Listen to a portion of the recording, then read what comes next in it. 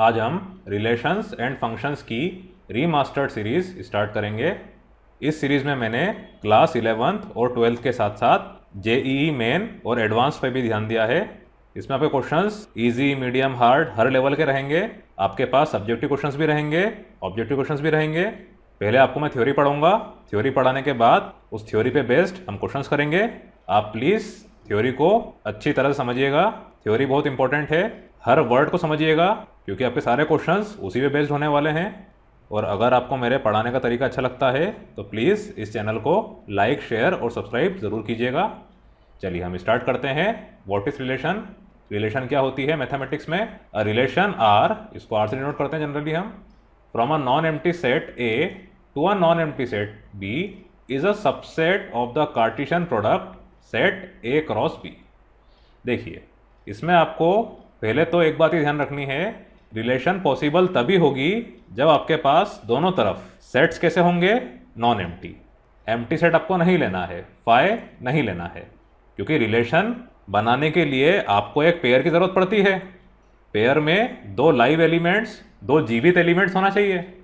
अब दूसरी बात इन्होंने बोली है कि Cartesian product A cross B. अब कार्टेशियन प्रोडक्ट क्या होता है ये पहले हम समझ लेते हैं। मान लीजिए आपके पास दो नॉन एम्प्टी सेट है। मैंने सेट लिया ए 1,2, सेट बी मैंने लिया स्मॉल ए, स्मॉल बी। अब जब आपने ए क्रॉस बी करा, कार्टेशियन प्रोडक्ट किया, तो इसमें आपको ऑर्डर्ड पेयर वाला सेट मिलेगा जिसको आप कहेंगे रिलेशन। कैसे? देखिए, पहले ए क्रॉस बी है तो इसमें लेफ्ट हैंड साइड क्या है? आपका ए है, तो ए के जितने भी एलिमेंट्स हैं वो बी के एलिमेंट से एसोसिएट होंगे।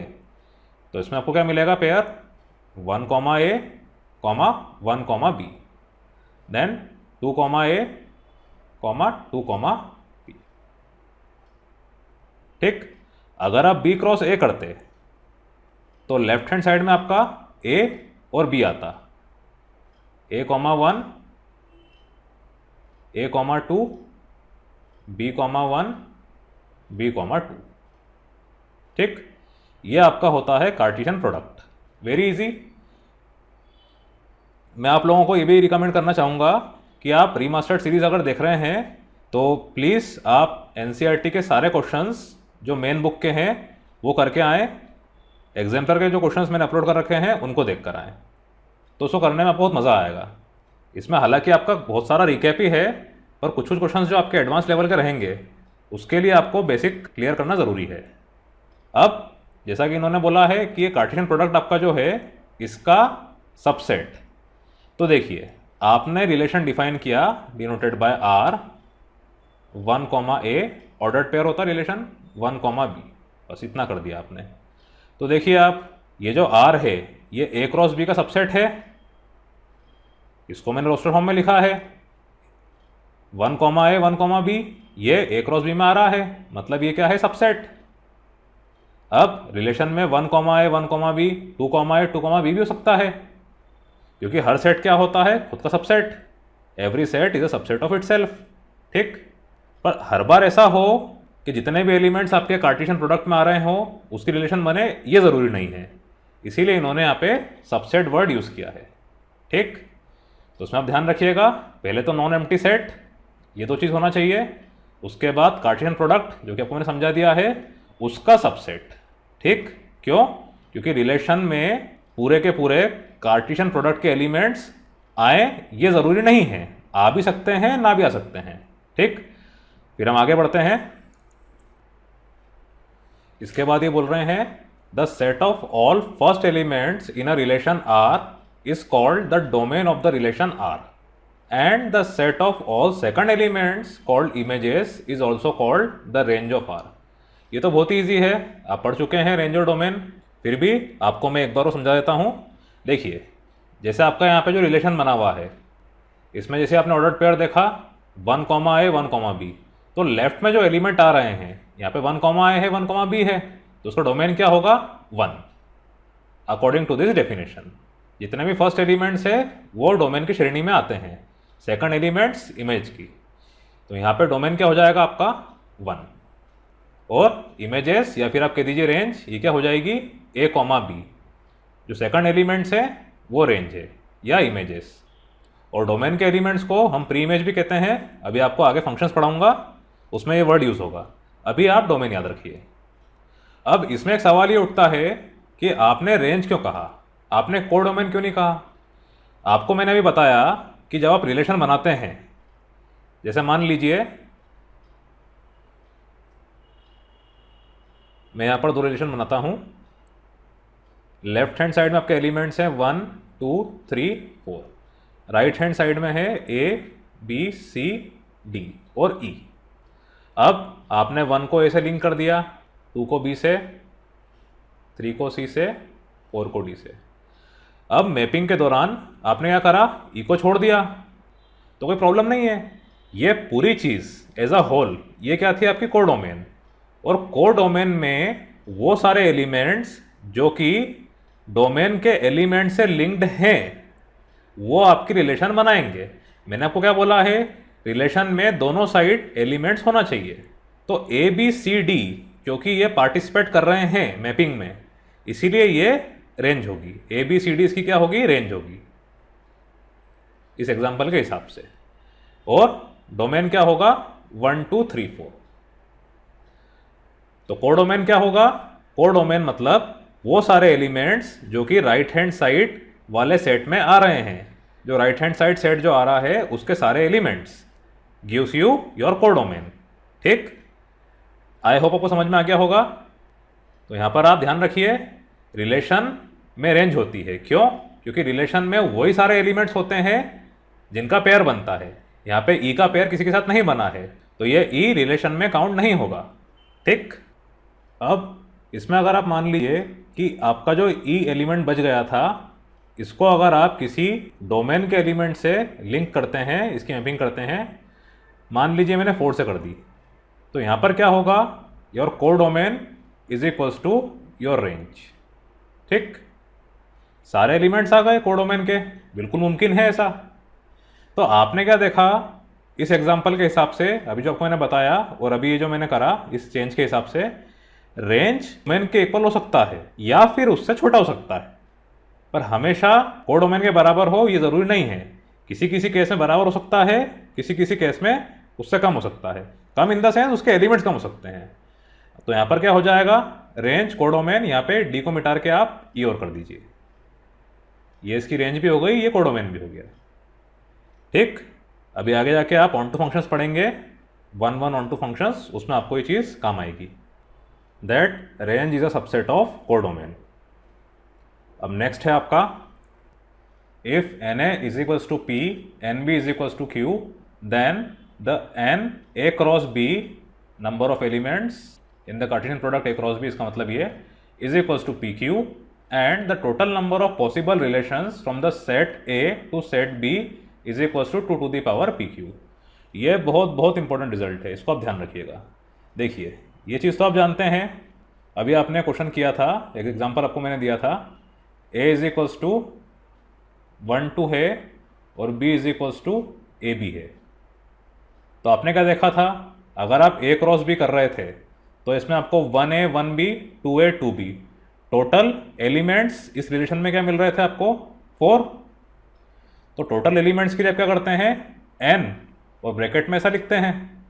तो ये क्या हो रहा है आपका 2 इंटू 2, यहाँ पे 2 एलिमेंट थे, यहाँ पे 2 एलिमेंट थे, तो ये जो p है आपका यहाँ पे इज इक्वल्स टू 2 है, और ये जो q है इज इक्वल्स टू 2 है।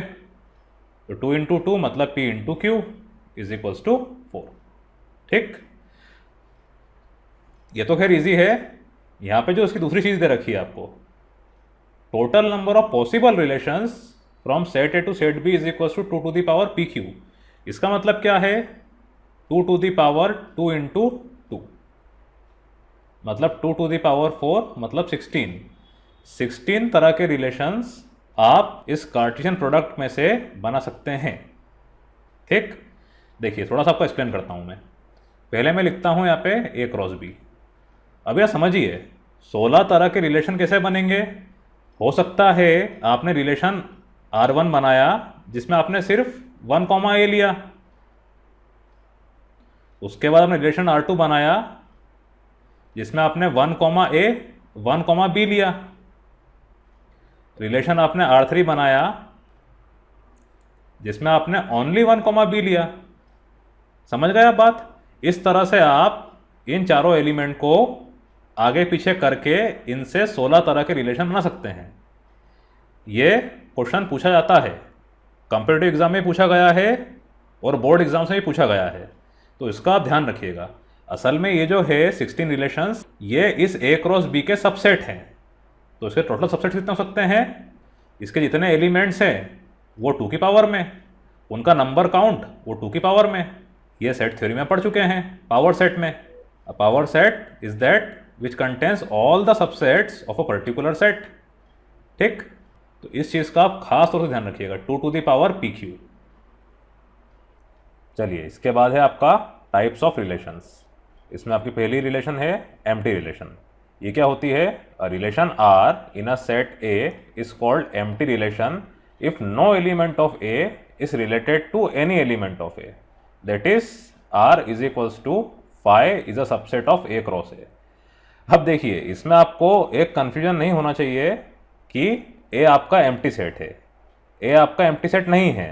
देखने में ऐसा लग रहा है phi is a subset of A cross A, relation जो है वो एम्प्टी है, सेट आपका एम्प्टी नहीं है। आपको मैंने शुरुआत में ही डेफिनेशन में बताया कि रिलेशन तभी ऑब्टेन होगी जब आपका सेट नॉन एम्प्टी होगा। ठीक है, अब इसको हम बनाएं कैसे?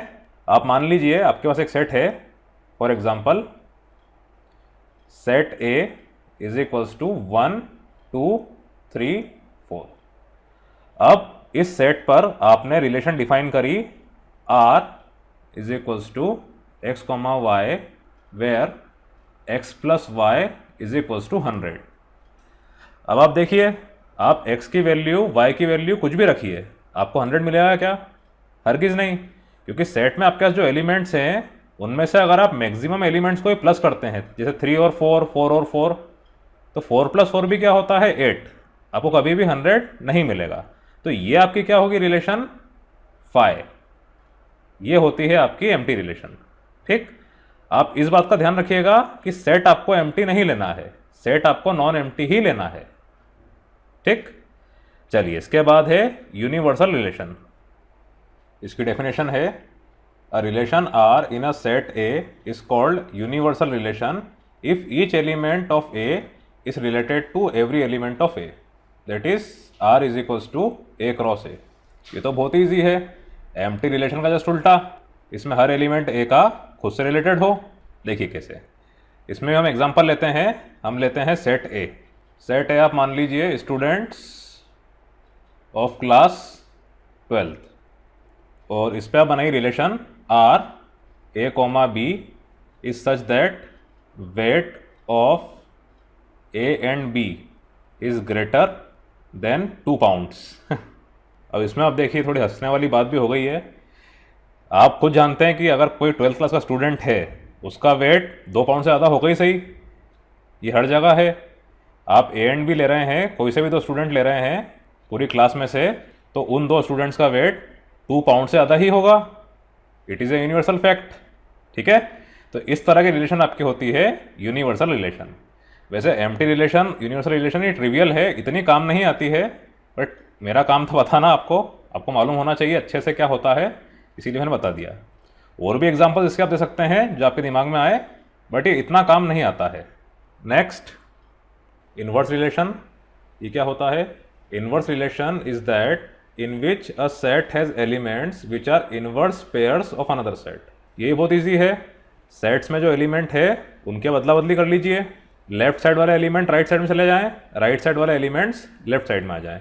देखिए कैसे, आपका एक सेट है A 1 2 3 4। अब आपको इस पे इनवर्स रिलेशन डिफाइन करनी है, तो वो क्या हो जाएगी? It is denoted by R inverse. इसमें आपके एलिमेंट्स पेयर्स में जो एलिमेंट्स है वो आगे पीछे हो जाएंगे। यहाँ 1 2 है तो ये हो जाएगा 2 1, 3 4 है तो ये हो जाएगा 4 3। ठीक, इन जनरल अगर आप इसको A और B के हिसाब से बताते हैं तो ये आपका हो जाएगा R inverse is equals to B comma A is such that A comma B belongs to R। ये आपका होता है इनवर्स रिलेशन। ठीक, इसके बाद आपका आइडेंटिटी रिलेशन, ये क्या होता है? Identity relation is that in which every element of a set is related to itself.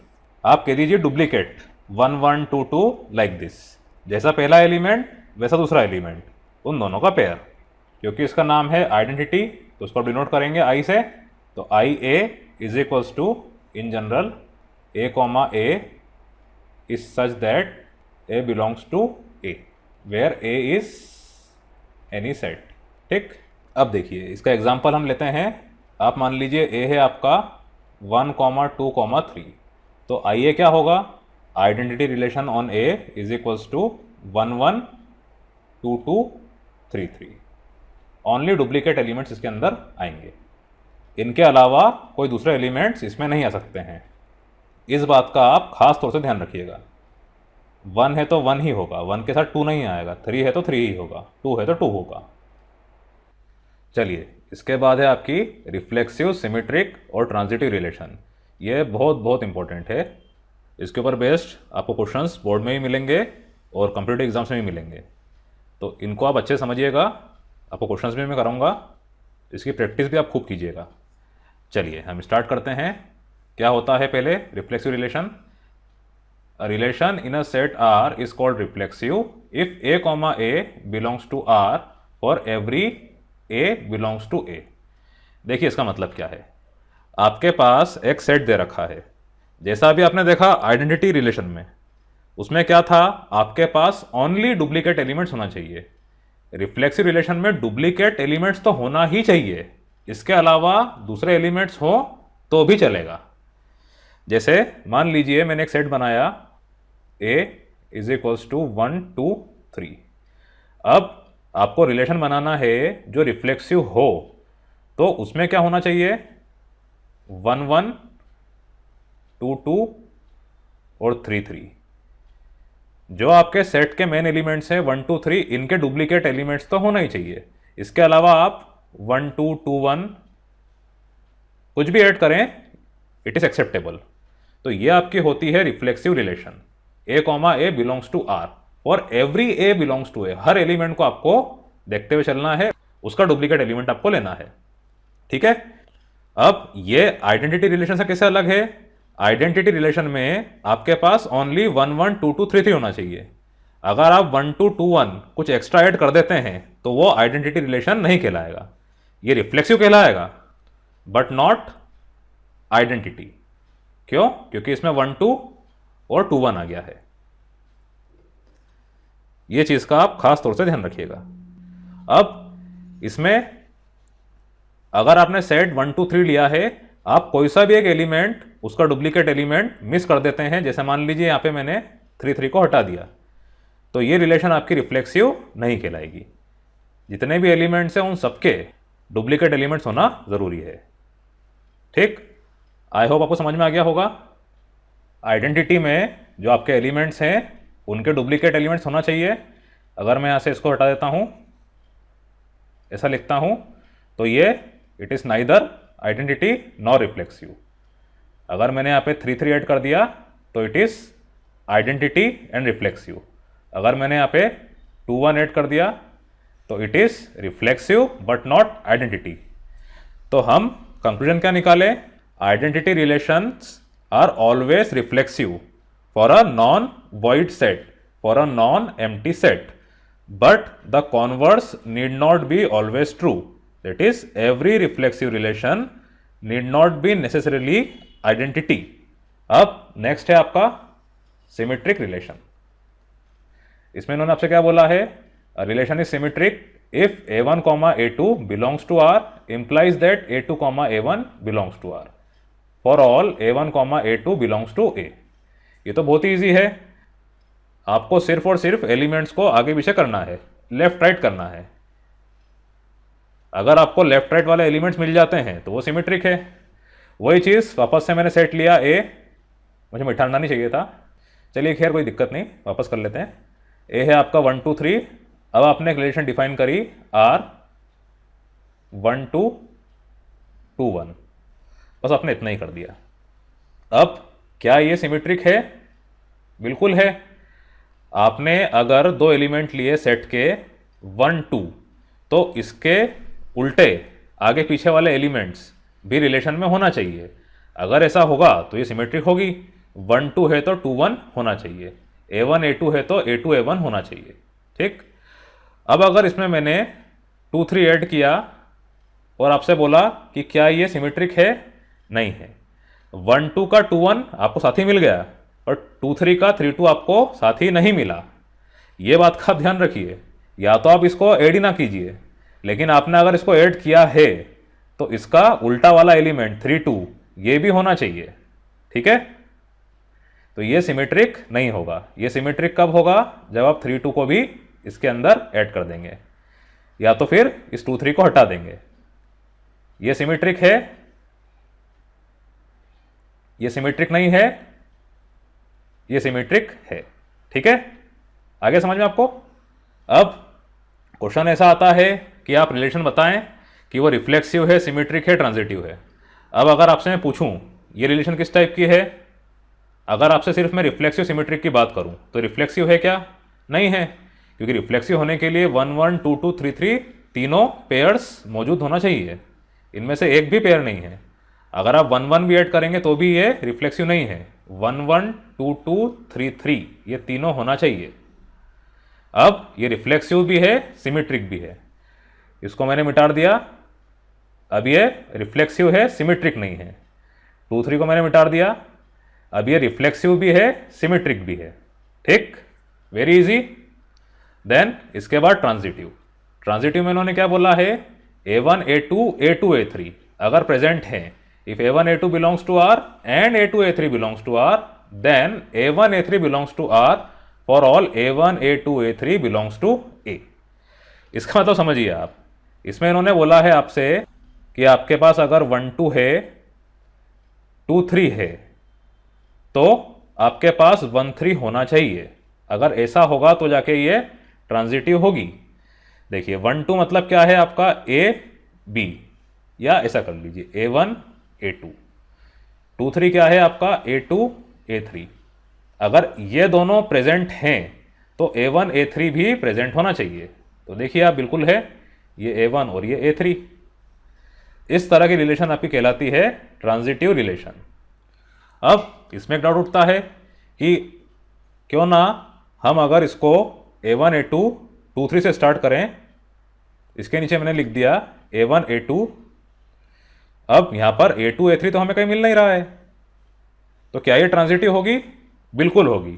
देखिए कैसे, उन्होंने बोला है A1 A2 के साथ साथ A2 A3 ये भी होना चाहिए।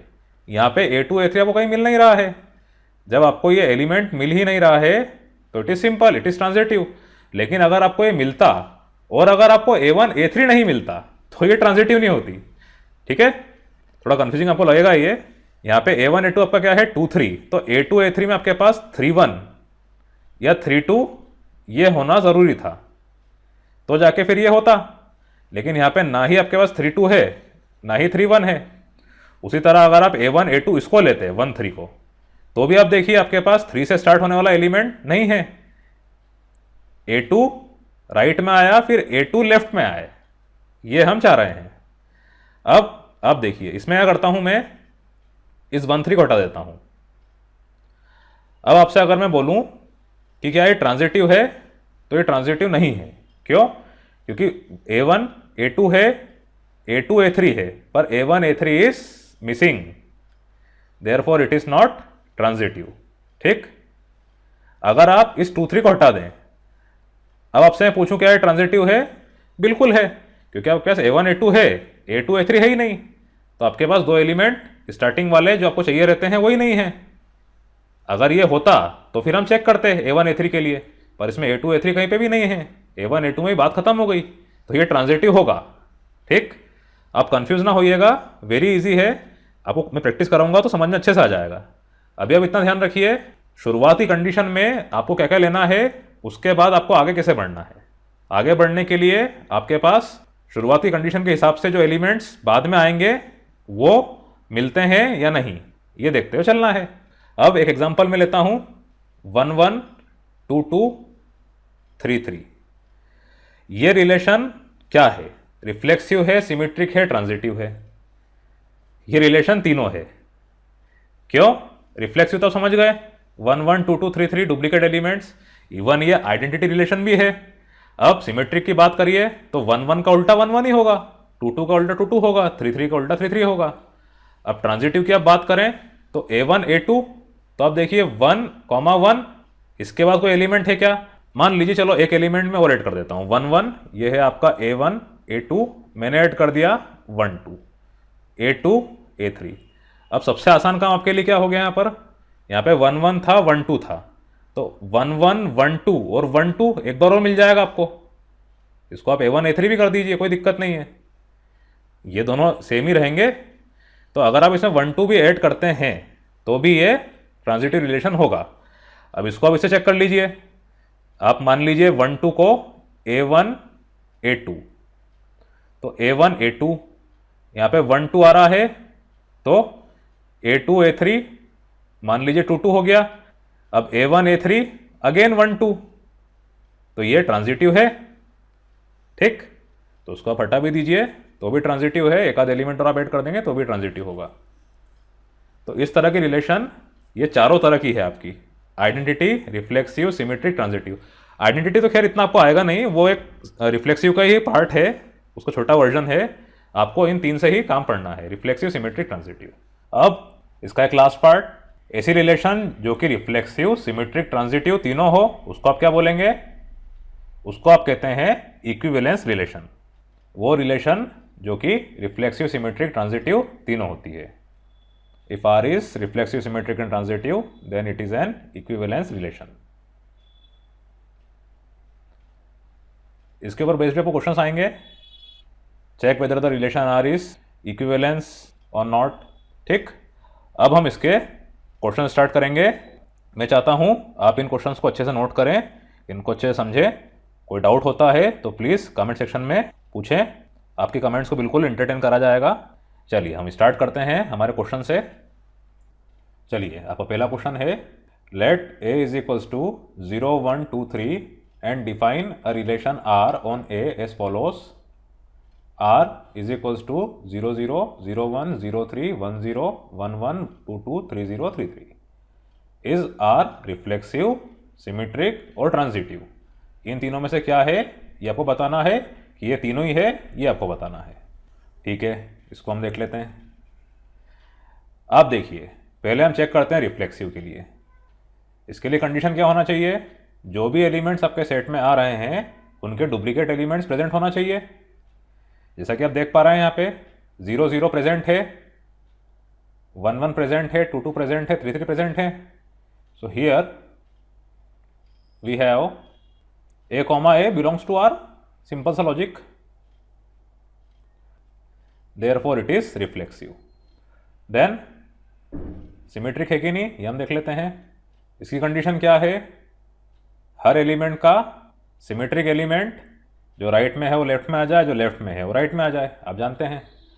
अब यहाँ पर आप जैसे देख पा रहे हैं 0 0, तो उसका 0 0 ही होगा। अब 0 1 अगर है तो 1 0 हमें देखना पड़ेगा, 0 1 है तो 1 0 बराबर है, 0 3 है तो 3 0 बराबर है, 1 1 का 1 1, 2 2 3 3 का वही होगा। तो ये सिमेट्रिक है। A comma B belongs to R and B comma A belongs to R, so it is symmetric, ठीक। देन ट्रांजिटिव, लास्ट ये हम देख लेते हैं। अब ट्रांजिटिव के लिए क्या है? AB BC, तो AC, AB है और BC है तो AC होना चाहिए, या A1 A2 है, A2 A3 है तो A1 A3 होना चाहिए, जैसा आपने पढ़ा है। आप ऐसा भी कर सकते हैं, वैसा भी कर सकते हैं, एक ही बात है। अब इसमें आप देखिए 0 0, तो कोई मतलब नहीं है 0 0 का। तो अगर इसको आप A कॉमा B लेते हैं, उसके बाद 0 1, इसको आप B कॉमा C लेते हैं, तो आपको 0 1 मिल रहा है, ये बिल्कुल ठीक है। 0 0 के साथ जनरली आपको ट्रांजिटिव एलिमेंट्स ही मिलेंगे, इसमें कोई दो राय नहीं। हम स्टार्ट करते हैं 0 1 से। आप मान लीजिए 0 1 ये क्या है आपका AB, तो 0 1 आप देखिए 1 0 और 1 1, तो 0 1 है 1 0 है तो 0 0 होना चाहिए, ये बिल्कुल है।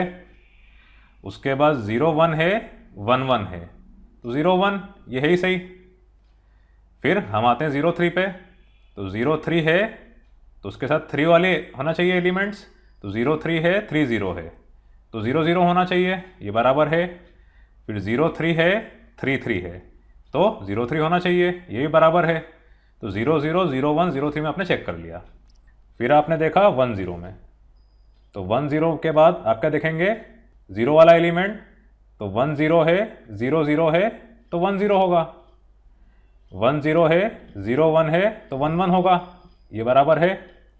1 0 है 0 3 है तो 1 3 होना चाहिए, और 1 3 प्रेजेंट यहाँ पर नहीं है। देखिए, let a comma B is equals to, मान लीजिए भले से आप 1 कॉमा 0, बी कॉमा सी, इसको आप मान लीजिए 0 कॉमा 3, ठीक है, क्योंकि b जो यहाँ पर राइट में आया है बी सी में लेफ्ट में आएगा, इतना तो आप समझ गए हैं। तो ए सी कायदे से क्या होता, अगर ये है तो इसके बाद आपको ए सी मिलना था 1 3, पर 1 3 आप देखिए कहीं पर भी रिलेशन में प्रेजेंट नहीं है, तो ये ट्रांजिटिव नहीं होगी, ठीक है। ये रीज़न दे दीजिएगा आप, 1 0 है 0 3 है पर 1 3 नहीं है। तो here 1 0 and 0 3 belongs to R, but 1 3 does not belongs to R, so it is not transitive। तो ये रिफ्लेक्सिव है और सिमेट्रिक है, ट्रांजिटिव नहीं है। चलिए इसके बाद है, for the set A 1 2 3 define a relation R in the set A as follows, R is equals to 1 1 2 2 3 3 1 3। Write the ordered pairs to be added to R to make it the smallest equivalence relation। ठीक है, इसका मतलब क्या है इनका कहने का, इस रिलेशन में आप ऐसा क्या ऐड करें कि ये रिफ्लेक्सिव, सिमेट्रिक, ट्रांजिटिव एक साथ तीनों हो जाए। अब आपके पास सेट 1 2 3 है, जैसा कि आप देख पा रहे हैं 1 1 इसमें है, 2 2 है, 3 3 है, तो ये रिफ्लेक्सिव तो है, नो डाउट, अभी हमने देख लिया। अब ये सिमेट्रिक है कि नहीं हम ये चेक कर लेते हैं। तो इसके लिए आप देखिए 1 1 2 2 3 3, इसमें तो कोई दिक्कत नहीं, देखने की ज़रूरत नहीं आपको। 1 3 है तो 3 1 होना चाहिए, तो आप क्या कीजिए इसमें 3 1 ऐड कर दीजिए। इन्होंने बोला है कि आपको कुछ ना कुछ ऐड करना है, तो हम एक एलिमेंट से स्टार्ट करते हैं, हम एक एलिमेंट इसमें 3 1 ऐड कर देते हैं, तो ये सिमेट्रिक भी हो गया। देख लीजिए आप 1 1 2 2 3 3 1 3 3 1। अब अगर ये ट्रांजिटिव होता है तो नो डाउट ये छोटी रिलेशन है, स्मॉलेस्ट इक्विवेलेंस रिलेशन है। अदरवाइज अगर ये ट्रांजिटिव नहीं होता है तो आपको और कुछ भी ऐड करना पड़ सकता है। तो हम देख लेते हैं ट्रांजिटिव के लिए। आपके पास 1 1 है तो आपने यहाँ पे लिखा 1 1। अब आप देखिए 1 1 है तो उसके साथ क्या होगा आपका बी सी 1 3, और कोई एलिमेंट नहीं है, ये आपका ए बी है, ये बी सी है, तो ए सी क्या होगा 1 3, तो 1 3 तो आपका यही है बी सी, ठीक। उसी तरह से आपने 2 2 लिया, अब 2 2 का कोई एलिमेंट ही नहीं है, तो ये एलिमेंट भी ठीक है। यहाँ पे अगर 2 4 होता 2 1 होता तो फिर हम चेक करते हैं, यहाँ पे 2 2 है, इसके अलावा कुछ भी नहीं है, तो ए बी बी सी नहीं है, बात आगे नहीं बढ़ेगी। देन 3 3 है तो यहाँ पे 3 1 है, तो क्या होना चाहिए 3 1 होना चाहिए, ये भी बराबर है, ये आपका ए बी, ये बी सी, ये ए सी आपका वही हो गया जो बी सी में था। इसके बाद एट लास्ट 1 3 है तो 3 1 और 3 3 होना चाहिए, 1 3 है 3 3 है तो 1 3 है, ये बिल्कुल सही। 1 3 है 3 1 है तो 1 1 होना चाहिए, तो 1 1 ही प्रेजेंट है, इसीलिए ये ट्रांजिटिव भी हो रहा है। तो सिर्फ आपको 3 1 को ऐड करना है, इस एक एलिमेंट को ऐड करने से आपको स्मॉलेस्ट इक्विवेलेंस रिलेशन मिल रही है। तो इसका आंसर क्या है, the element to be added is 3 1। Easy question था ये। ट्रांजिटिव में बस आप हर पेयर को चेक करिएगा, और इवन आप इसको भी देखें अगर 3 1 को, तो 3 1 है 1 3 है 3 3 है, 3 1 है 1 1 है 3 1 है, ठीक। चलिए इसके बाद है, let R be the equivalence relation in the set Z of integers given by R is equals to A comma B is such that 2 divides A minus B, right the equivalence class 0। अच्छा question है ये भी। इसमें आपसे क्या बोल रहे हैं, इक्विवेलेंस क्लास 0 आपको लेना है, मतलब आपको एक सेट इस तरह से लेना है जिसमें 0 आए, और रिलेशन क्या दे रखी है आपको, a माइनस बी 2 से डिविजिबल। तो 0 के साथ साथ आप ऐसे कौन से एलिमेंट्स लें जिसमें कि आपका डिफरेंस 2 से डिविजिबल हो। देखिए अगर मैं इसकी बनाता हूं इक्विवेलेंस क्लास, तो 0 की क्या हो जाएगी 0।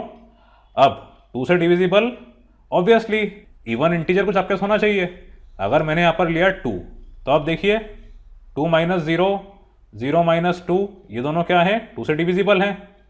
अगर मैंने यहाँ पे -2 लिया, तो -2 माइनस 0, 0 माइनस माइनस 2, अगेन ये भी 2 से डिविजिबल है। 2 माइनस 2 माइनस 2 2, आगे पीछे करके लिखिए आप, 2 से डिविजिबल हैं। यही हम चाहते हैं, यही आपको रिलेशन बनाना है। ठीक, इन्होंने वो क्लियर कर रखा है कि इक्विवेलेंस है, अगर नहीं होती तो हम इसको प्रूव करते हैं।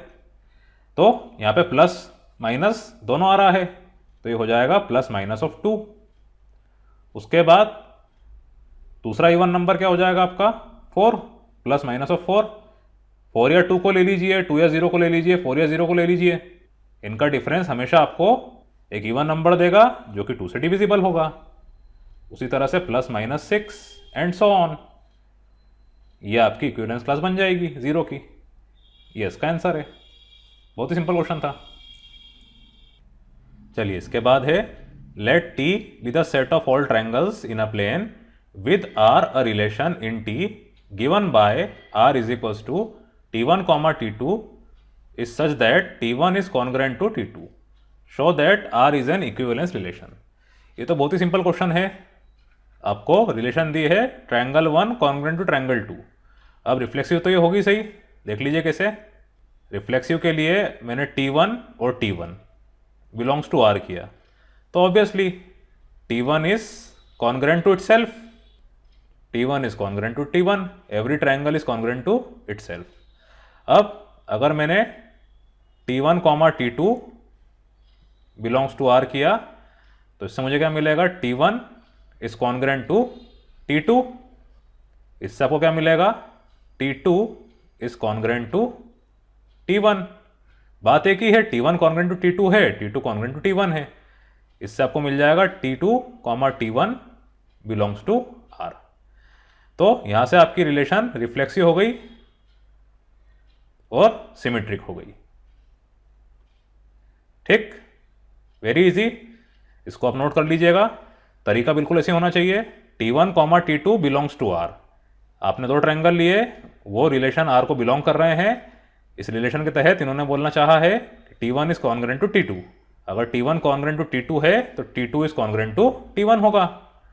अब t2 अगर कॉन्ग्रुएंट टू t1 है, इसका मतलब t2 comma t1 belongs to r। यहां से आपने स्टार्ट किया, यहां पे आपने खत्म किया, ऐसा आपको लिख के आना पड़ेगा। इसके मार्क्स रहते हैं। ठीक है, इसको आप नोट डाउन कर लीजिएगा। देन ट्रांजिटिव, अब ट्रांजिटिव भी आप देखिए, t1 comma t2 belongs to r and t2 comma t3 belongs to r। सीधी सी बात है, आपके पास 3 ट्रायंगल्स हैं। पहले 2 ट्रायंगल कॉन्ग्रुएंट है और दूसरा ट्रायंगल तीसरे ट्रायंगल के कॉन्ग्रुएंट है, तो पहला और तीसरा ट्रायंगल कॉन्ग्रुएंट होगा, नो डाउट।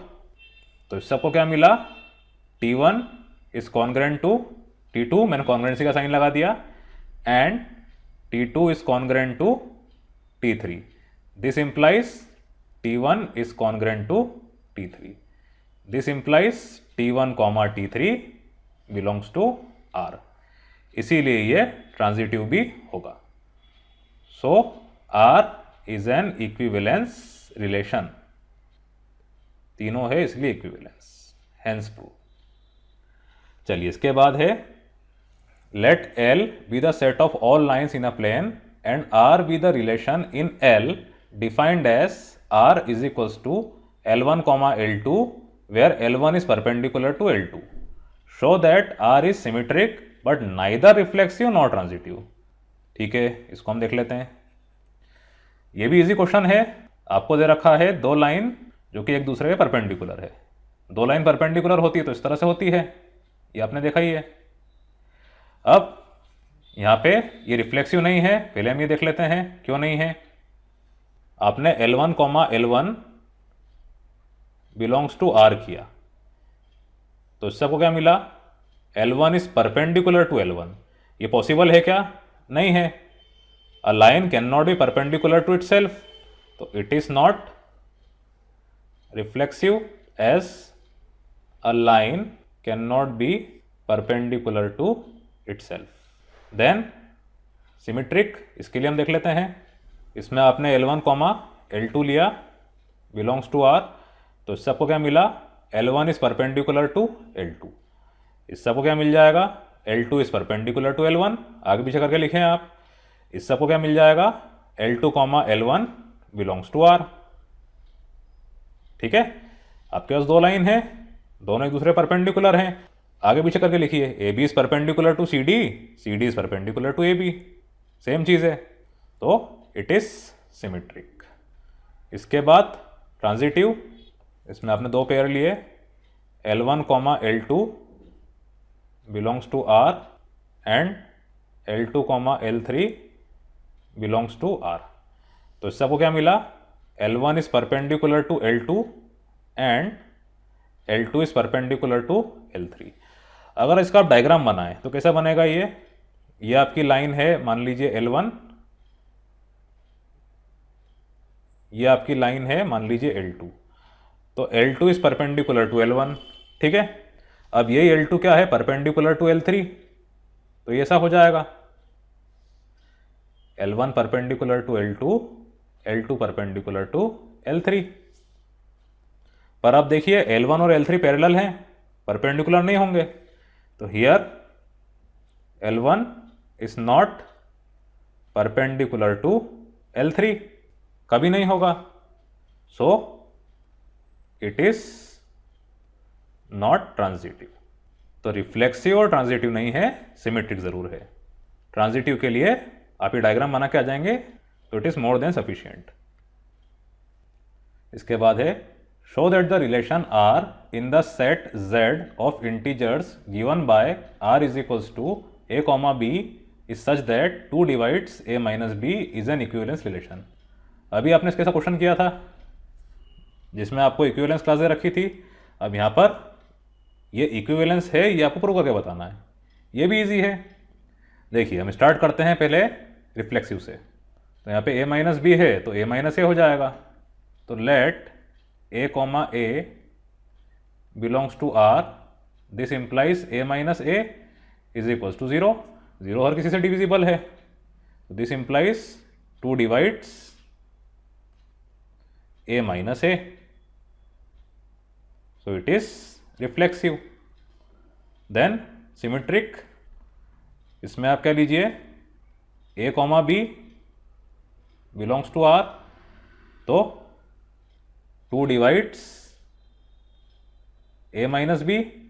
अगर 2 A माइनस बी को डिवाइड कर रहा है तो 2 B माइनस ए को भी डिवाइड करेगा। देखिए समझिए आप, आपको A दे रखा है 4, B दे रखा है 2, दोनों इवन होना चाहिए या दोनों ऑड होना चाहिए। अगर एक ऑड होगा तो आपको ऑड मिलेगा, तो इधर 4 माइनस 2 आप करें तो वो क्या मिल रहा है 2, 2 माइनस 4 करें तो माइनस 2, 2 और माइनस 2 ये दोनों क्या हैं, 2 से डिविजिबल हैं। ठीक, तो B माइनस ए को भी 2 डिवाइड करेगा, तो this implies B comma A belongs to R। ठीक, तो इट इज सिमेट्रिक। अब एट लास्ट ट्रांजिटिव, इसके लिए हम देख लेते हैं। इसमें let A comma B belongs to R and B comma C belongs to R, ये आपने किया, तो सबको क्या मिल रहा है, 2 डिवाइड्स A माइनस बी और 2 डिवाइड्स C माइनस बी। ठीक, अब दोनों को अगर आप ऐड करते हैं, ये मान लीजिए आपकी इक्वेशन 1, ये इक्वेशन 2, तो 1 प्लस 2 गिव्स, ये एक्चुअली B माइनस सी है, मैंने C माइनस बी कर दिया, तो आपको ये मिल जाएगा A minus B plus B minus C, that is A minus C. अब ऑब्वियसली ए माइनस सी भी क्या होगा, इज डिविजिबल बाय 2। क्यों, देखिए इसे समझिए आप, मैंने ए को लिया 4, बी को लिया 2 और सी को लिया मान लीजिए -2, तो 4 माइनस 2 ये कितना मिल रहा है आपको 2, बी माइनस सी मतलब 2, माइनस माइनस 2 मतलब +2 मतलब 4, इन दोनों आपने प्लस किया तो 2 + 4 6। या अगर आप डायरेक्टली करें तो ए माइनस सी मतलब 4 माइनस माइनस +2 मतलब 6। ठीक, आप ऐड करके करें या डायरेक्टली करें, देखिए आपको 6 ही मिल रहा है, मतलब ए माइनस सी मिल रहा है, तो A minus C is divisible by 2। तो this implies A comma C belongs to R, so it is transitive. So relation is equivalence, hence proved।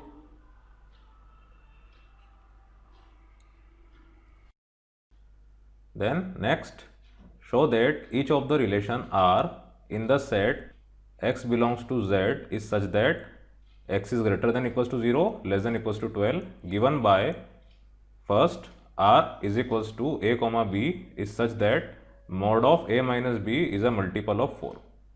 पहले हम फर्स्ट पार्ट करते हैं, is an equivalence relation, find the set of all elements related to 1 in each case. ठीक है, इसको हम देख लेते हैं। देखिए अभी आपने रिसेंटली से क्वेश्चन किया था, यहाँ पर मॉड्यूलस आ रहा है, कोई दिक्कत नहीं है, मल्टीपल ऑफ 4 होना चाहिए।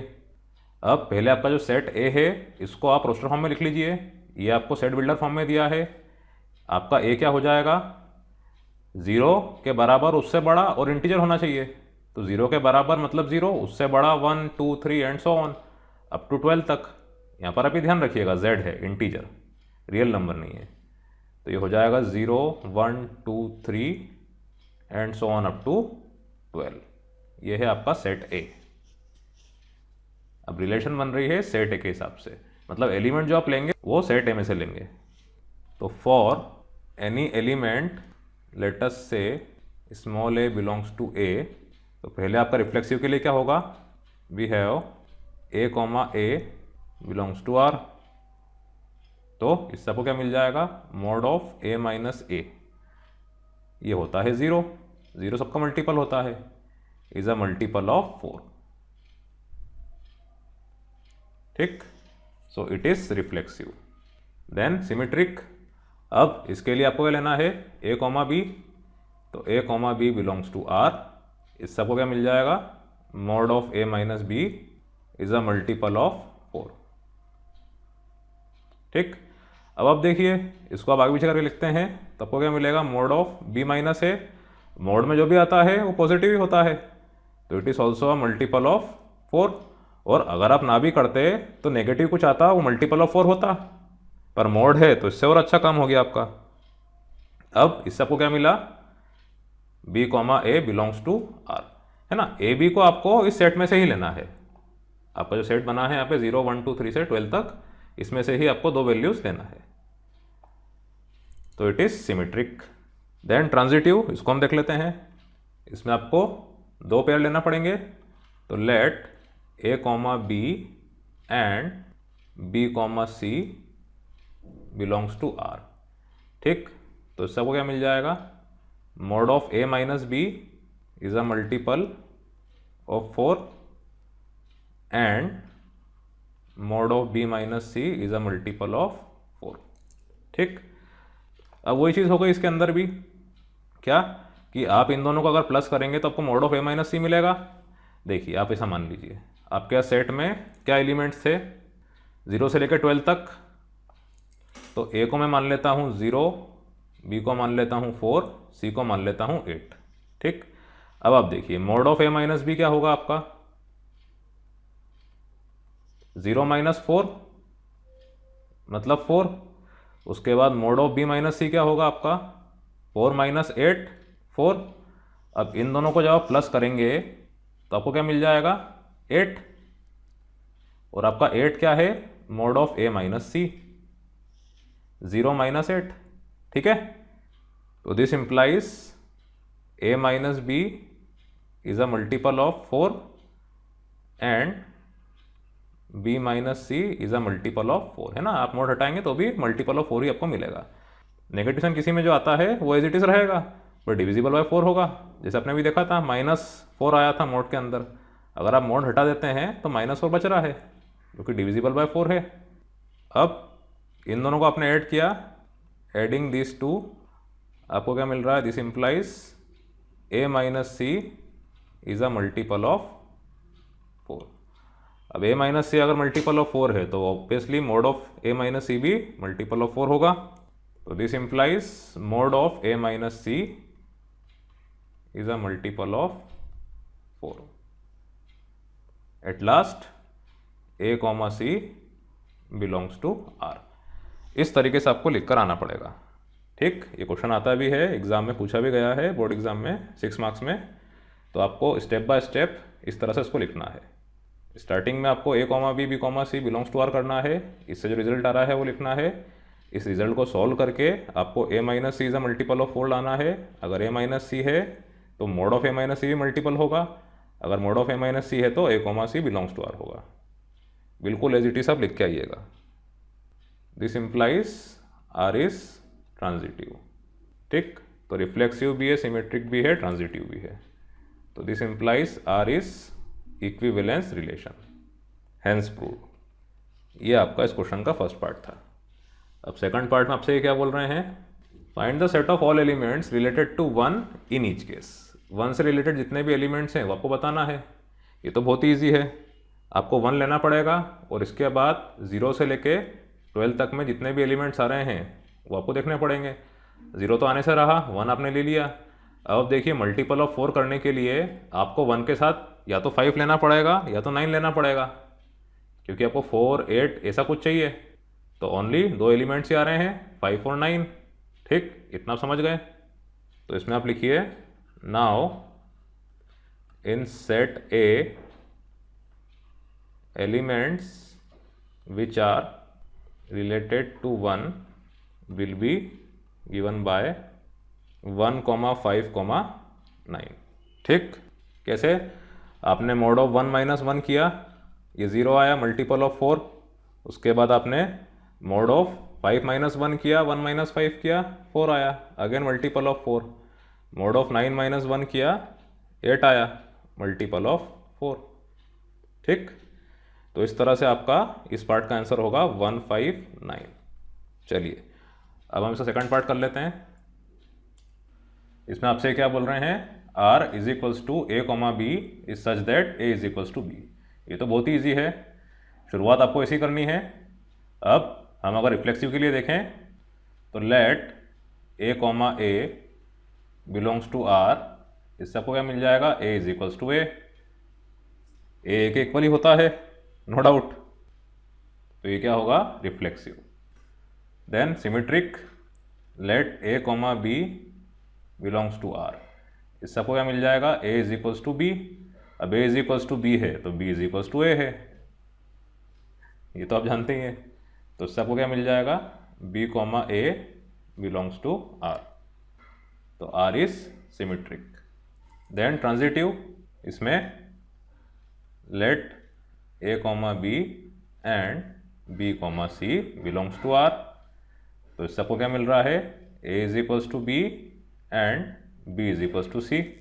Very simple, a is equals to c इन दोनों से। तो a is equals to c, this implies a comma c belongs to r। तो इट इज ट्रांजिटिव, तीनों है मतलब इक्विवेलेंस है। This implies r is an equivalence relation. अब इसमें आप देखिए, ऐसा एलिमेंट जो कि 1 से रिलेटेड है, आपको एलिमेंट ऐसा लेना है जो कि 1 के इक्वल हो। तो 1 के इक्वल क्या होगा, 1 ही होगा। 0 से 12 में 1 के इक्वल 1 ही होगा। ये एक अलग बात है कि मोड होता तो इसमें अगर आप -1 लेते तो ये 1 के इक्वल होता, पर यहाँ पर -1 भी नहीं है क्योंकि ये 0 से स्टार्ट हो रहा है, इसीलिए सिर्फ एक ही एलिमेंट है 1। तो सेकंड पार्ट के लिए द एलिमेंट विल बी, आपने सेट बनाया 1, सिर्फ एक एलिमेंट। ये इसका आंसर है सेकंड पार्ट का, और यहाँ पे ये हेंस प्रूव।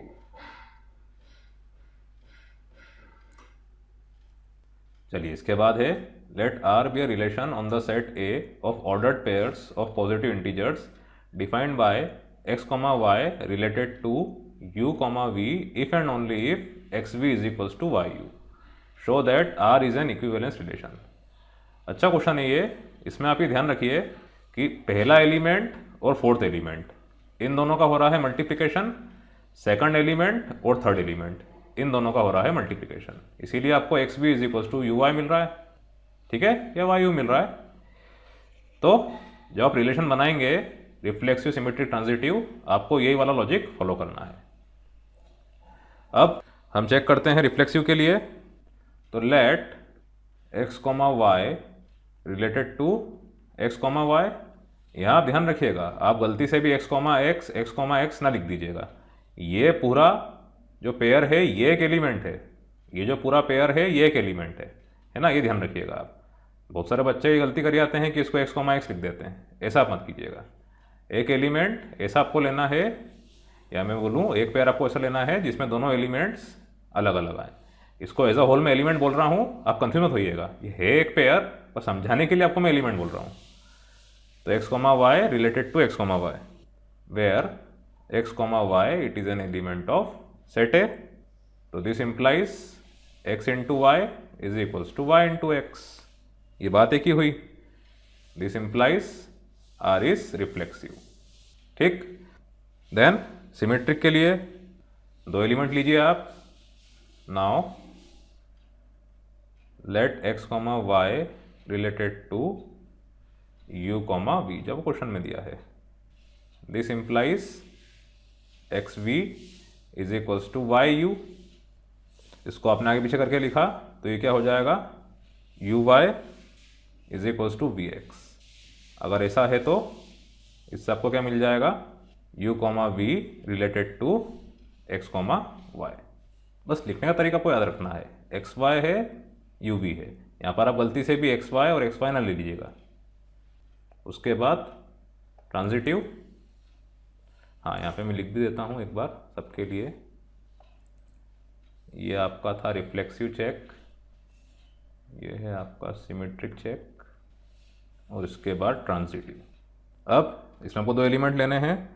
पहले let X comma Y related to U comma V and अब U comma V related to मान लीजिए आप ए कॉमा बी, ठीक है, क्योंकि आपके पास वाई जेड खत्म होगा एलिमेंट्स, वाई इधर आ गया है तो मैं जेड ए लेता तो अच्छा नहीं रहता, मैंने ए बी ले लिया।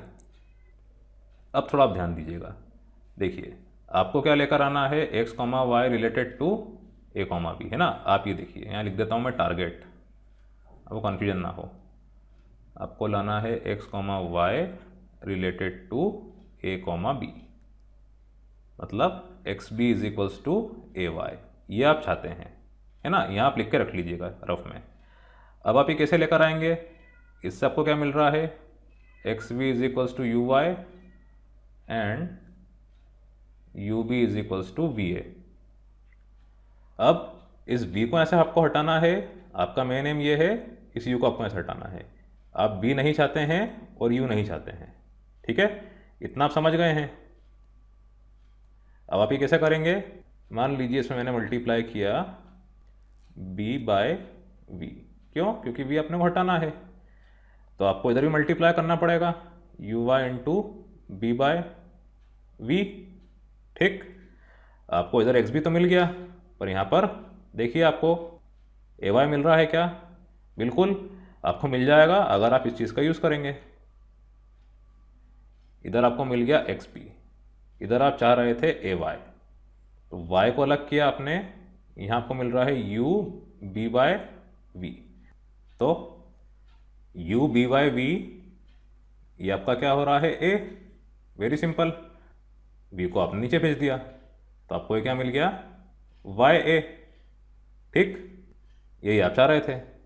तो this implies X comma Y is related to A comma B, ठीक, X B is equals to Y A, तो आर ट्रांजिटिव भी है, therefore R is an equivalence relation, ये आपको प्रूव करना था।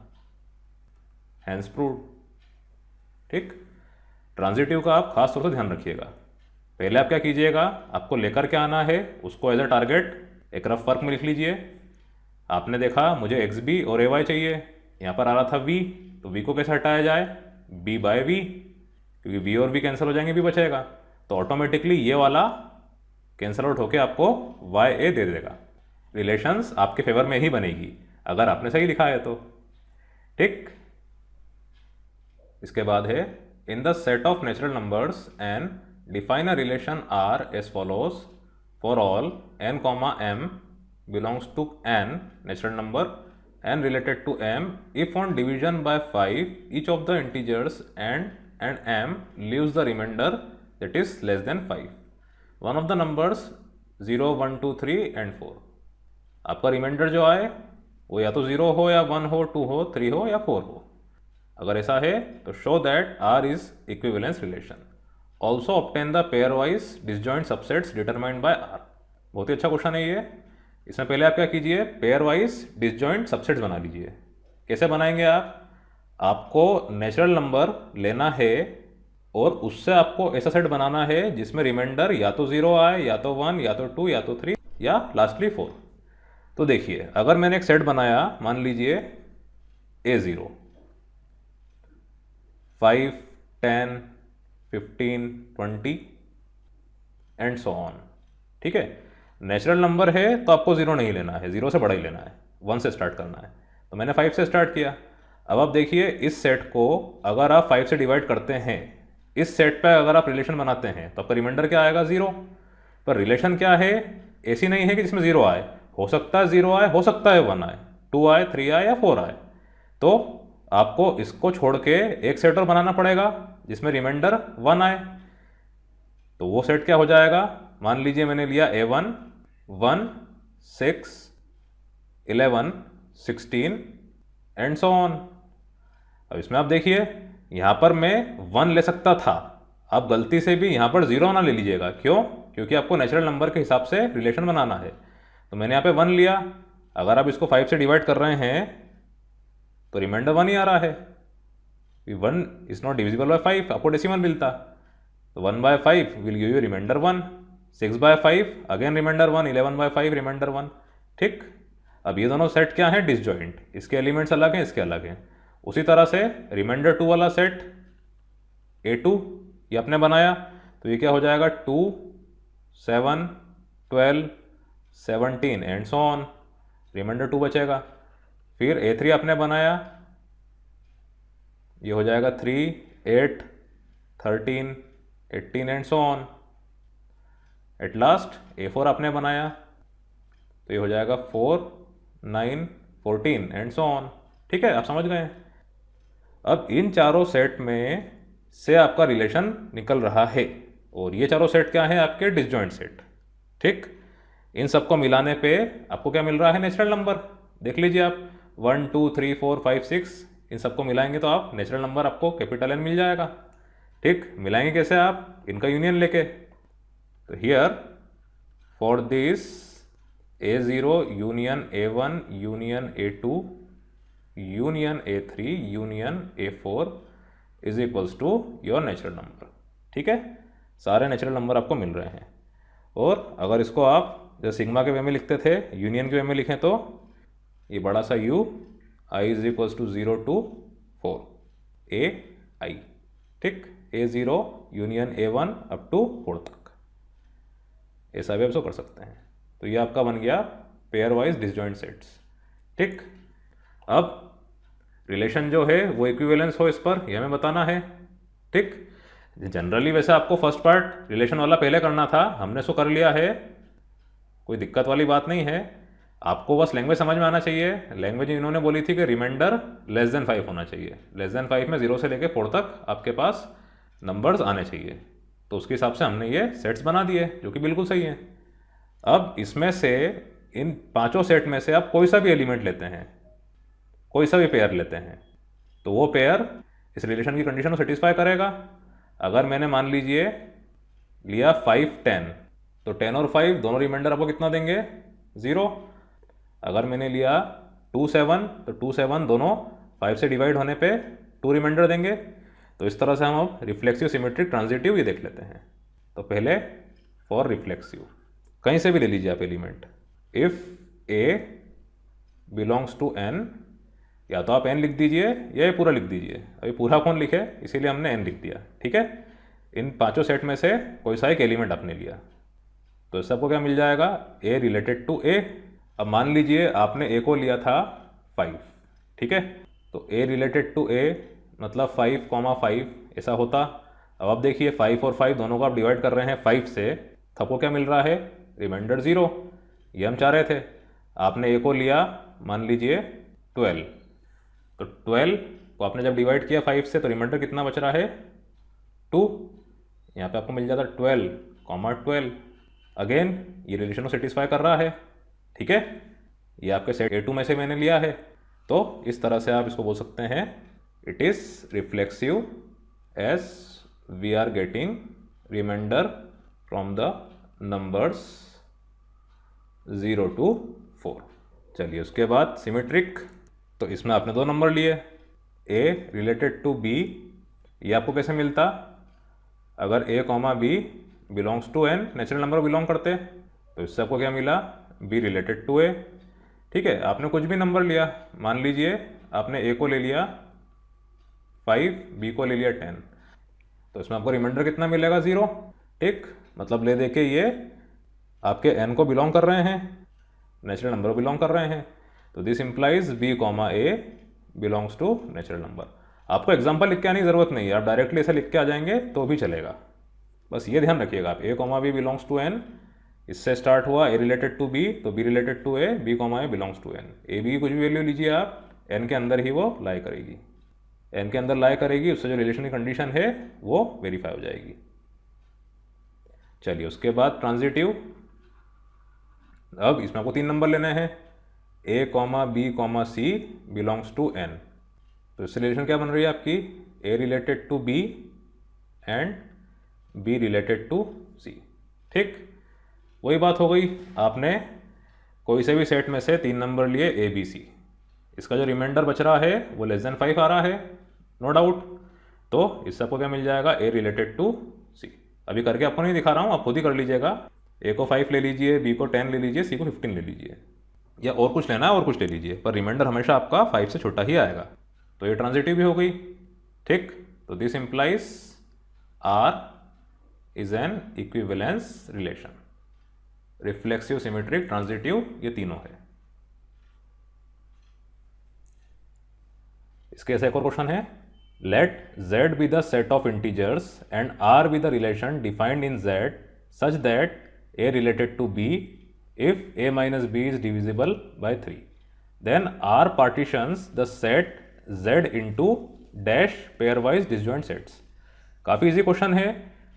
इसके पिछले वाले क्वेश्चन में आपको नेचुरल नंबर दे रखा था, इसमें आपको इंटीजर्स दे रखे हैं। Z is equals to set of integers, तो उसको देख लेते हैं हम। देखिए डिविजिबल बाय 3, अगर आप शुरुआत करते हैं सेट की 0 से, तो 0, 3, 6, 9 एंड सो ऑन, और पीछे की तरफ -3, -6 एंड सो ऑन। क्यों, क्योंकि इंटीजर है, ये नेगेटिव भी हो सकता है। ये आपका बन गया एक सेट, इसका आप नाम दे दीजिए A0 जैसा आपने दिया था। उसके बाद दूसरा कैसे बन जाएगा, मैं स्टार्ट करता हूँ 1 से, तो 1, 4, 7 एंड सो ऑन। और हम उल्टा जाएं तो यहाँ पे -2, -5 एंड सो ऑन। देख लीजिए आप, 4 - 1 is equals to 3 is divisible by 3, 1 - 4 -3 divisible by 3। कैसा भी कर लीजिए आगे पीछे आप। फिर यहाँ पे आप -2, 1 लीजिए, तो 1 - -2 मतलब 3 डिविजिबल बाय 3, -2 - 1 -3 डिविजिबल बाय 3, ठीक। देन आपने A2 लिया, मैंने स्टार्ट किया 2 से, तो 2, 5, 8 एंड सो ऑन। और यहाँ पर -1, -4 एंड सो ऑन, ठीक। वही चीज़ 2 - 5, 5 - 2 they all are divisible by 3। अब क्या इन 3 के अलावा और कोई सा सेट बन सकता है, हम देख लेते हैं चेक करके। मैंने अगर A3 लिया, अब मैं स्टार्ट करूँ 3 से, तो ये तो आपका पहला सेट ही हो गया, 3, 6, 9 एंड सो ऑन।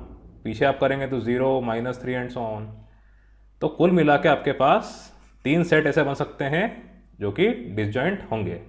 और सीधी सी बात है 3 है, डिविजिबल बाय 3 है, मतलब आप नंबर को आगे या पीछे 3 बार कर सकते हैं। ठीक, तो R partitions the set z into 3 pairwise disjoint sets, ये इसका आंसर है।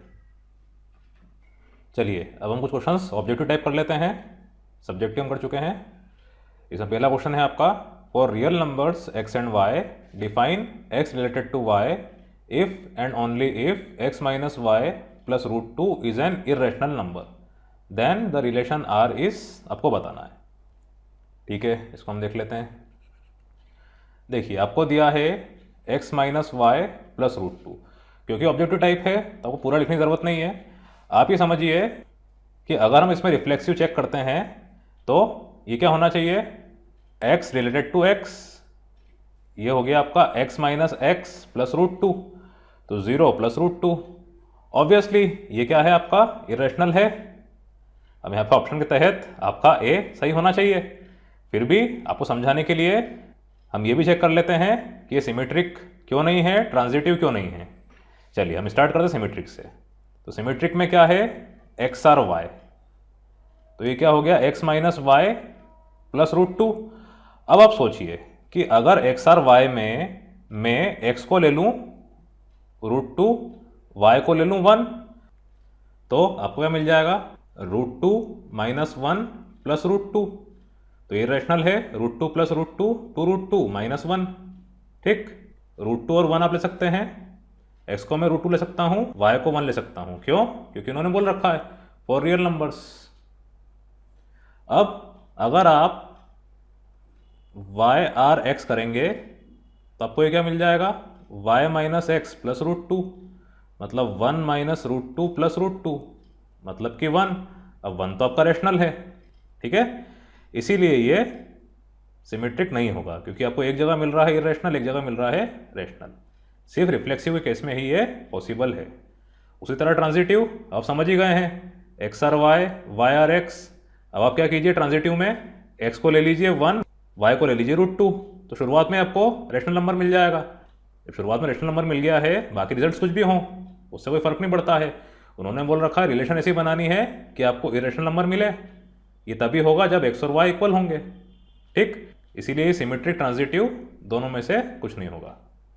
तो बी सी डी इनको आप रूल आउट कर सकते हैं, ए इसका आंसर है। चलिए इसके बाद है, consider the set A 1, 2, 3 and R be the smallest equivalence relation on A, then R is equals to. Very simple, आपको मैंने पढ़ाया भी है थ्योरी में। देखिए आपको स्मॉलेस्ट इक्विवेलेंस रिलेशन बतानी है, इसका मतलब ये है ऐसी इक्विवेलेंस रिलेशन जिसमें एलिमेंट्स कम से कम हो और रिफ्लेक्सिव, सिमेट्रिक, ट्रांजिटिव तीनों हो। इक्विवेलेंस का मतलब यही होता है।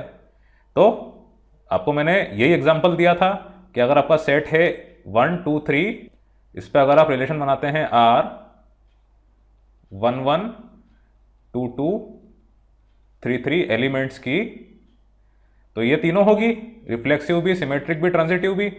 रिफ्लेक्सिव तो ये है ही सही, क्यों, 1, 1, 2, 2, 3, 3, और आपको मैंने ये बताया था कि ये आइडेंटिटी भी है। अब सिमेट्रिक कैसे, 1, 1 का उल्टा 1, 1, 2, 2 का 2, 2, 3, 3 का 3, 3। ट्रांजिटिव कैसे, 1, 1 है, उसके बाद यहाँ पे ना ही 1, 2 है, ना ही 1, 3 है।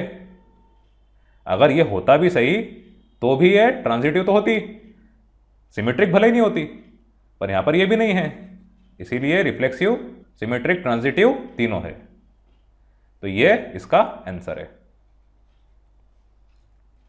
Then a relation R in the set of non-zero complex numbers is defined by Z1 related to Z2.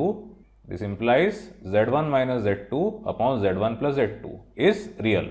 Then R is not reflexive, symmetric, transitive या none of the above. आपको बताना है, ठीक है, इसको हम देख लेते हैं। अच्छा क्वेश्चन है ये। पहले हम चेक करते हैं रिफ्लेक्सिव के लिए। इन्होंने Z1 रिलेटेड टू Z2 करा है, ठीक है, मैं Z1 रिलेटेड टू Z1 कर लेता हूँ। तो इससे मुझे क्या मिल जाएगा, Z1 minus Z1 upon Z1 plus Z1 is equals to 0। Z1 minus Z1 0 by anything मतलब 0। अब 0 क्या है आपका, रियल है, बिल्कुल है, या इन्होंने बोला रियल होना चाहिए, तो 0 बिलोंग्स टू रियल नंबर, तो इट इज़ रिफ्लेक्सिव। तो आपका पहला ऑप्शन तो चला गया, क्योंकि इट इज़ नॉट रिफ्लेक्सिव, ये रिफ्लेक्सिव है। ठीक, चलिए उसके बाद सिमेट्रिक, इसके लिए हम देख लेते हैं। मैंने पहले किया Z1 रिलेटेड टू Z2, इससे मुझे क्या मिला, जो दे रखा था आपको, Z1 minus Z2 upon Z1 plus Z2। और ऑब्वियसली ये रिलेशन क्या है आपकी, रियल है। देख लीजिए आप, अगर इस तरह से दे रखी है तो ये रियल है, इज रियल, तो गिवन इट इज रियल। अब अगर आप यहाँ पे माइनस साइन बाहर लगा देते हैं तो ये हो जाएगा minus of Z1 minus Z2 upon Z1 plus Z2, या फिर इसको ऐसा लिख दीजिए Z2 minus Z1 upon Z2 plus Z1। तो ये दोनों भी रियल होंगे। कोई सा भी नंबर अगर रियल है तो उसका नेगेटिव भी रियल होता है, ये आप जानते हैं। जैसे अगर 4 बिलोंग्स टू रियल नंबर तो -4 भी क्या होगा, रियल होगा। √2 जो कि रेशनल है ये रियल है, तो -√2 ये भी रियल होगा।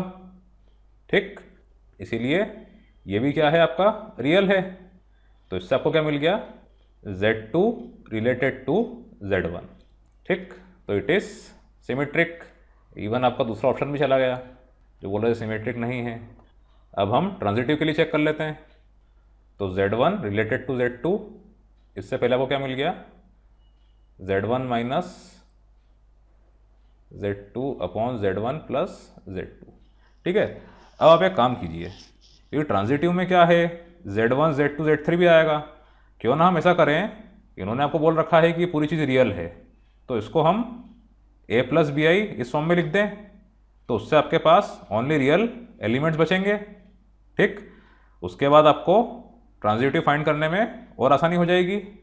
तो late Z1 is equals to, क्योंकि Z1 है तो a1 प्लस b1i, ठीक है, where i is your iota complex number में, और Z2 is equals to a2 plus b2i। Z3 भी लेना पड़ेगा आपको, तो Z3 is equals to a3 plus b3i। I आपका ऐसे रहेगा। अब आपको यहाँ पे दो एलिमेंट्स लेना पड़ते हैं, Z1 related to Z2 and Z2 related to Z3। तो इससे आपको क्या मिल गया, Z2 minus Z3 upon Z2 plus Z3। अब क्योंकि ये रियल है, एज इट इज रियल, तो आपके पास इमेजिनरी पार्ट इसका 0 होगा। इतना आप समझ गए हैं, रियल है मतलब इमेजिनरी पार्ट 0। तो कैसे करेंगे आप इसको, मैंने करा इसको a1 plus b1i minus a2 minus b2i the whole divided by a1 plus b1i plus a2 plus b2i। ठीक है, अब जो इमेजिनरी टर्म्स उनको साथ में कर लीजिए आप, रियल टर्म्स उनको साथ में कर लीजिए। तो a1 माइनस a2 यहाँ पर ऐसा मिल गया आपको, फिर plus i b1 minus b2 divided by a1 plus a2 plus i b1 plus b2। अब आपको i हटाना पड़ेगा डिनोमिनेटर में से, तो क्या करेंगे आप इसको रेशनलाइज। ये आपको मिल रहा है a1 minus a2 multiplied by a1 plus a2 minus i into b1 plus b2 divided by a1 plus a2 minus i into b1 plus b2। इसको आपने सॉल्व किया तो ये आपको मिल रहा है b1 square minus b2 square. ऐसा कुछ काम नहीं, 0 ही होगा ये। और नीचे डिनोमिनेटर भी लिखता नहीं हूँ मैं, कोई दिक्कत वाली बात नहीं, हट जाएगा ये। अब देखिए इसका इमेजिनरी टर्म 0 है, तो ये और ये दोनों आपके क्या हैं, रियल टर्म है। ये पूरा का पूरा आपका इमेजिनरी टर्म है। ठीक, तो हियर डिनोमिनेटर भी आपका 0 हो जाएगा, कोई डाउट नहीं, क्योंकि रियल ही मिल रहा है आपको। देख लीजिए आप, एक बार दिखा देता हूँ मैं। ये आपको मिलता a1 प्लस a2 का square minus i square b1 plus b2 का स्क्वायर। तो i स्क्वायर मतलब -1 का स्क्वायर मतलब माइनस माइनस प्लस, तो ये पूरी चीज़ प्लस हो जाती। ठीक, मतलब ले दे के ये भी आपका रियल है। पूरा करने की ज़रूरत नहीं है आपको। तो as imaginary part of z1 related to z2 is equals to 0, this implies a1 minus a2 into b1 plus b2 minus b1 minus b2 into a1 plus a2 is equals to 0। सिर्फ आपको इसको और इसको देखना है, इन दोनों को आपको नहीं देखना, ठीक है। जहाँ क्रॉस लगाया वो आपके रियल थे, जो इमेजिनरी थे यहाँ पे मैंने राइट लगाया, जहाँ राइट लगाया है वो चीज़ 0 हो रही है, डिनोमिनेटर भी 0 हो रहा है मल्टीप्लाई होके। तो ये आपको मिल गया a1 minus b2 a1 minus b2 a2। तो a1 b1 b1 a1 cancel, b2 a2 से b2 a2 कैंसल, ये इधर आया a1 b2 और b2 a1, तो ट्वाइस a1 b2, ये इधर गया तो ट्वाइस a2 b1, 2 और 2 कैंसल, तो आपको मिल गया a1 by a2 is equals to b1 by b2, ठीक। इस तरह से इसको आपको सॉल्व करना है। आपको रैशनलाइज पूरा और बिल्कुल नहीं करना है क्योंकि ऑब्जेक्टिव टाइप क्वेश्चन है। इतना करना है कि आपको इमेजिनरी टर्म मिल जाए जिसको आप 0 के इक्वल कर सकें, ठीक। पूरा सॉल्व करने की ज़रूरत नहीं है। अब ये कब मिला आपको, a1 by a2 is equals to b1 by b2, जब z1 रिलेटेड टू z2 था, ठीक है। Now z2 related to z3 will give a2 by a3 is equals to b2 by b3। इसकी अगर आप अदला बदली करके लिखें तो ये क्या हो रहा है आपका, a1 by b1 is equals to a2 by b2, ठीक। और ये क्या हो रहा है, a2 by b2 is equals to a3 by b3। अगर ये आपकी इक्वेशन 1 है, ये इक्वेशन 2 है, तो आप देखिए from 1 and 2 a1 by b1 is equals to a2 by b2 is equals to a3 by b3, ठीक। तो from 1 and 2 a1 by b1 is equals to a3 by b3, ये आप लाना चाह रहे थे। तो this implies z1 related to z3, so it is transitive, ठीक। थोड़ी सी मेहनत आपको ट्रांजिटिव में करना पड़ी। अब यहां पर ये बोल रहे थे कि ट्रांजिटिव नहीं है क्या, तो ये तो ट्रांजिटिव भी है, तो इसीलिए ये भी हट गया। तो इसका आंसर है नन ऑफ द अबो, क्योंकि तीनों है, ऑल, ये इक्विवेलेंस रिलेशन है, ठीक। हाँ, यहाँ पे ये z1 था, इसको सही कर लीजिएगा, वैसे तो 0 ही है। इस क्वेश्चन की आप अच्छे से प्रैक्टिस कीजिएगा, जेईई मेन एडवांस लेवल का भी है ये, और इवन एग्जाम्स में भी आ सकता है, बोर्ड एग्जाम्स में भी आ सकता है, इसकी आप खूब प्रैक्टिस करिएगा। चलिए, इसके बाद है consider the following relations r is equals to x comma Y is such that x comma Y are real numbers and x is equals to W Y for some rational number w। दूसरी relation s is equals to m by n p by q is such that m, n, p and q are integers such that n comma q is not equals to 0 and qm is equals to pn। then आपको बताना है क्या है। अच्छा question है ये JEE main में ही पूछा गया है। देखिए, जब भी आपको ऐसा क्वेश्चन आए तो आप ऑप्शन को फटाफट एक बार देख लें। इसमें जैसा कि आप देख पा रहे हैं, r इक्विवेलेंस है, s इक्विवेलेंस नहीं है, दोनों नहीं है, कोई सा एक है या दोनों ही हैं। तो फटाफट आप ये देखिए कि कौन सा इक्विवेलेंस नहीं है या है।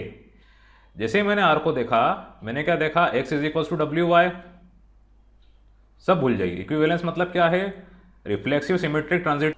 अब आप देखिए, अगर मैं इसमें सिमेट्रिक ऑपरेशन लगाता हूं तो ये क्या हो जाएगा, y is equals to W X, X comma Y था तो ये था, अब y कॉमा एक्स है तो ये है, तो ये दोनों अलग अलग चीज़ें हैं ना। यहाँ x is equals to W Y आ रहा है, y is equals to W X आ रहा है, इसीलिए ये सिमेट्रिक नहीं है। तो r आपकी सिमेट्रिक नहीं है, सिमेट्रिक नहीं है तो इक्विवेलेंस भी नहीं है, इसीलिए आप d को रूल आउट कर दीजिए और a को रूल आउट कर दीजिए। अब हम देख लेते हैं s को। इसमें क्या है, m by n p by q, m n p and q are integers, ठीक है। तो qm is equals to pn, जो काम की चीज़ें हैं वो आप लिखिए, m बाय n है, p बाई q है। अगर ऐसा है तो qm is equals to pn है, ठीक। मतलब देखा जाए तो क्रॉस मल्टीप्लाई हो रहा है mq और pn। अब रिफ्लेक्सिव चेक हम करें तो ये क्या हो जाएगा, m by N comma m by N, ये तो बराबर मिल जाएगा आपको, M N is equals to M N, L H S R H S equal मिल रहे हैं आपको, तो ये रिफ्लेक्सिव है। ठीक, उसके बाद सिमेट्रिक हम देखें तो ये क्या हो जाएगा, पहले m by N P by Q जो क्वेश्चन में दे रखा है, तो Q M is equals to P N. अब इसको आपने आगे पीछे करके लिखा P N is equals to Q M, तो इससे आपको क्या मिल गया, P by Q comma M by N. ठीक, क्रॉस मल्टीप्लाई होके, तो ये सिमेट्रिक भी है। इससे ज़्यादा आप मत करिए, आपको पूरा सॉल्व नहीं करना है, ऑब्जेक्टिव टाइप क्वेश्चन है। अब ट्रांजिटिव, मैं इधर ही इसको मिटा कर देता हूँ, इन दोनों चीज़ों को आप नोट कर लीजिएगा, आपको समझ में आना चाहिए बस। अब हम इसके लिए देखें तो ये क्या हो जाएगा, आपको एक नंबर सोचना पड़ेगा, एक फ्रैक्शन में सोचना पड़ेगा। पहले m by N P by Q, इससे क्या मिला आपको, Q M is equals to P N. ठीक, फिर मैंने सोचा p by Q is equals to A by B ले लीजिए आप, तो ये क्या हो जाएगा आपका, P B is equals to A Q. अब टारगेट क्या है आपका, आप चाहते हैं एम एन और ए बी आ जाए, मतलब M B is equals to A N आ जाए, ये आपका टारगेट है। ठीक, देखिए बराबर ऐसा हो रहा है क्या, अगर मैं इसमें जैसा हमने अभी क्वेश्चन किया था b बाई क्यू का मल्टीप्लाई करूं तो ये q और q कैंसिल हो जाएंगे, एम बी मिलेगा आपको, ये चीज़ मिल जाएगी। अब ये चीज़ यहाँ पे मल्टीप्लाई होगी, P N into B by Q. ठीक, तो ये आपको मिल गया एम बी। अब यहाँ से आप देखिए P N into B by Q, आपको चाहिए ए एन। ठीक, तो N into P B by Q, इसको एक साथ कर लीजिए, तो P B by Q is equals to आपको ये मिल रहा है। ठीक, तो ये आपका हो गया ए एन, तो ये क्या है, ट्रांजिटिव भी है, बस इससे ज़्यादा नहीं करना आपको। तो बी वाला भी चला गया, S is an equivalence relation, तीनों है, आर नहीं है, ऑप्शन नंबर सी ये इसका आंसर है। चलिए इसके बाद, let R be the set of real numbers, statement 1, a is equals to x comma y belongs to r cross r is such that y minus x is an integer is an equivalence relation on r. Statement 2, b is equals to x comma y belongs to r cross r is such that x is equals to alpha y for some rational number alpha is an equivalence relation on r. तो आपको बताना है इसमें से क्या है। ये भी अच्छा क्वेश्चन है और काफ़ी इजी है। देखिए स्टेटमेंट 1 को आप देखिए, यहाँ पर आपको क्या मिल रहा है, relation y minus X is an integer, बस जो काम की चीज़ है वो लिख लीजिए आप। अब ये इक्विवेलेंस है क्या, अगर आपने x कॉमा वाई की जगह x कॉमा एक्स लिया तो ये क्या मिल जाएगा आपको, x minus X is equals to 0, 0 integer है, 0 बिलोंग्स टू z। अब x कॉमा वाई की जगह आपने लिया y कॉमा एक्स, तो ये क्या हो जाएगा, ये इससे आपको मिलता y माइनस एक्स जो कि एक इंटीजर था, इससे आपको मिलेगा x माइनस वाई। अदला बदली करने में यहाँ पे अदला बदली हो जाएगी, ये अगर इंटीजर है तो ये भी इंटीजर होगा, तो ये सिमेट्रिक भी है। ठीक, लास्टली ट्रांजिटिव है क्या, ये इसको मिटा देता हूँ मैं, यहाँ मैंने लिया y कॉमा जेड, तो इससे आपको मिल जाएगा क्या, z minus Y, it belongs to z। ये वाला z इंटीजर है और ये वाला z जो है, एक काम कीजिए z मत लीजिए आप, कुछ और ले लीजिए, कन्फ्यूजन होगा उससे, y कॉमा ए, तो a minus Y it belongs to z। ठीक है, अब आप ऐसा सोचिए, आपके पास x इज इक्वल्स टू 4 है एक integer, y is equals to 3 है एक integer, a is equals to 2 एक इंटीजर, तो 4 माइनस 3 ऑब्वियसली आपको ये इंटीजर देगा, 3 माइनस 4 ये भी इंटीजर देगा। ठीक, यहाँ पे y माइनस एक्स है तो 3 माइनस 4 मतलब -1 इज एन इंटीजर। उसके बाद a माइनस वाई मतलब 2 minus 3, again minus Y, it is an integer. आप क्या चाहते हैं आखिरी में, x कॉमा ए हो, ट्रांजिटिव के हिसाब से x कॉमा ए आ जाए, मतलब a माइनस एक्स, तो a माइनस एक्स मतलब 2 माइनस 4 इज इक्वल्स टू -2। आप ये मत देखिए कि -1 क्यों नहीं आया, आप देखिए इंटीजर आ रहा है कि नहीं, तो -2 even it is also an integer. ठीक, तो ऑन एडिंग इसके साथ क्वेश्चन में पढ़ चुके हैं, ये आपको मिल जाएगा a minus X it belongs to integer, तो x comma A it belongs to r। Your relation. ठीक, इसीलिए स्टेटमेंट 1 ट्रू है। तो आप बी को रूल आउट कर दीजिए। अब हम देख लेते हैं स्टेटमेंट 2 को। ये तो बहुत ही ईजी है। यहाँ आपको दे रखा है X is equals to alpha Y. एक बात इन्होंने यहाँ पे स्पष्ट कर दी है कि अल्फा क्या है, आपका रेशनल नंबर। रेशनल नंबर मतलब कैसा, it is of the form P by Q. तो एक्स बाय वाई आपने किया इज इक्वल्स टू अल्फा। ठीक, यहाँ पर अब आप चेक कीजिए सिमेट्रिक। सबसे अच्छा चेक होता है सिमेट्रिक। जब सिमेट्रिक आप करते तो आपको ये मिलता Y by X is equals to alpha. ये आप समझ गए हैं। एक्स कॉमा वाई से आपको ये मिला, तो वाई कॉमा एक्स से आपको ये मिलता। अब अगर मैं x को रखता हूँ 0, y को रखता हूँ 1, तो 0 by 1 is equals to 0। 0 is rational, belongs to Q कर सकते हैं आप। पर यहाँ पे जैसे ही मैंने y और x की वैल्यू रखी तो ये 1 बाय 0 मिल रहा है। It is infinity not defined, which is not rational. तो ये इक्विवेलेंस होगी क्या, नहीं होगी। तो statement 2 is false. Statement 1 is true, statement 2 is false. बाकी ऑप्शन आप देख लीजिए। Statement 1 is true, statement 2 is true, ये तो होगा ही नहीं। Statement 1 is true, 2 is true, 2 is correct explanation, not correct explanation. ठीक, जब 2 फॉल्स ही है तो आखिरी के दो तो होना ही नहीं है। तो इसका आंसर है ए।